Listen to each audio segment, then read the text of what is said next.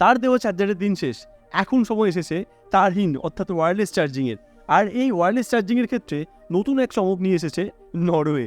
এই চমক সম্পর্কে আপনি শুনলে একেবারে হতবাক হয়ে যাবেন। যারা ইলেকট্রিক গাড়ি ব্যবহার করেন তাদের চার্জিং পয়েন্ট খুঁজে চার্জ দিতে গিয়ে অনেক সমস্যা হয়। এই সমস্যা দূর করতে নরওয়ে আজ তো একটা ওয়্যারলেস চার্জিংয়ের রাস্তাই বানিয়ে ফেলেছে।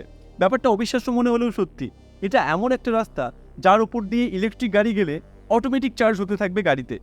ইতিমধ্যে নরওয়ে ট্রন্ডেম নামক একটা জায়গায় ইলেকট্রন ওয়্যারলেস নামে একটা ইসরায়েলি কোম্পানি এই কাজটি সম্পন্ন করে ফেলেছে। আপাতত 100 মিটারের একটা রাস্তা তৈরি করা হয়েছে। জকমকে সেই রাস্তার নিচে বসানো রয়েছে কপার কয়েলস। এরই সাথে কয়েকটা ইলেকট্রিক বাস দিয়ে এই প্রযুক্তি পরীক্ষা শুরু হয়ে গেছে। সমস্ত কিছু ঠিকঠাক গেলে এই যুগান্তকারী প্রযুক্তি শীঘ্রই সারা পৃথিবী জুড়ে ছড়িয়ে পড়বে।